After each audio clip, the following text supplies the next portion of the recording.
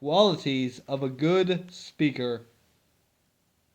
Hi, good afternoon. My name is Ben Holman, and today we're going to talk about the qualities of a good speaker, what makes effective communication, what attributes, what skills, what helps people become better speakers, and what I feel are the key philosophies behind speaking with effectiveness. Doing your homework. One of the most essential things I feel a speaker can do is do their homework previous to presenting to the presentation or the speech.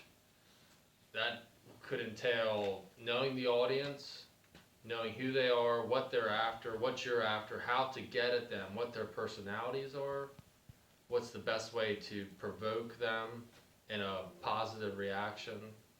Along with that, having sufficient facts and information in your speech to build credibility. You want to be credible throughout your speech and keep building on that so that when those people hear you, they want to listen, that they're engaged. A positive impression. Another thing that's very important is impression.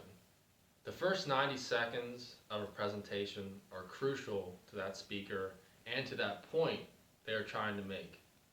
That message can be lost or it can be found in those first 90 seconds. Typically the idea of the presentation will be covered very generically in that first 90 seconds. And that speaker needs to grab the attention and make a good impression on the audience right from the bat that connects them to the idea, to the topic of discussion. The sequence. Sequence, I feel is very important because you want a speech or presentation constantly flowing, constantly building on each point, each segment of that presentation should be going towards making your argument, making people want to agree with your idea. So sequence is important because you don't want to be going back and forth and back and forth. You want to just be constantly moving forward with your idea and philosophy. President Obama. Now, when I think of a great speaker, I think of President Obama actually.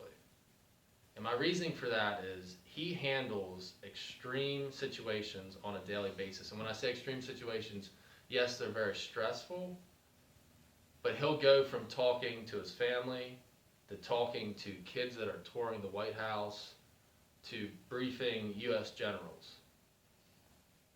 And having to, that interaction between all these different cohorts and groups of people allowed him to become such a good speaker.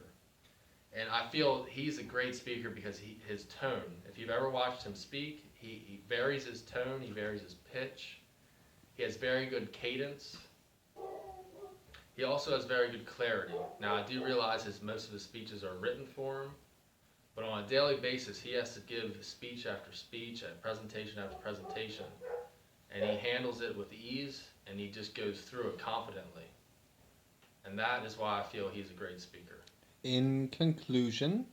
In conclusion, I hope you gathered something from my points of view today, that you need to have good sequence, you need to make an impression, and before all that starts, you need to do your homework on the audience. And this will all help you become a better communicator. Thank you for your time. Thank you.